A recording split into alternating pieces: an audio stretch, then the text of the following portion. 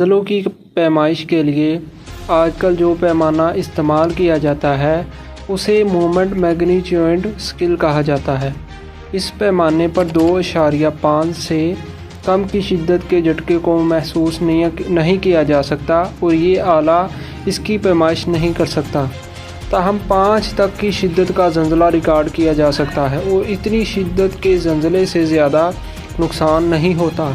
7.8 کی شدت کے جھٹکے کو ایک بڑا زلزلہ کہا جاتا ہے اور اس کے نتیجے میں عموماً خاصی تباہی ہوتی ہے۔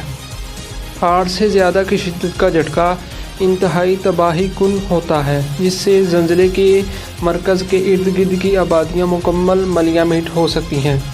سن 2011 میں جاپان کے ساحل کے قریب سمندر میں آنے والے زلزلے کی شدت 9 تھی، جس سے نہ صرف ساحلی علاقے میں بہت زیادہ تباہی دیکھنے میں آئی تھی، بلکہ اس نے انتہائی بلند سمندری لہروں کے طویل سلسلے کو جنم دیا تھا۔ ان بلند لہروں میں سے ایک ساحل کے قریب واقع ایک جوہری پلانٹ سے ٹکرا گئی تھی، جس سے بڑے پیمانے پر تباہی ہوئی تھی۔ دنیا کی تاریخ میں سب سے بڑا زلزلہ سن 1960 میں چلی میں آیا تھا، جس کی شدت 9.5 ریکارڈ کی گئی تھی۔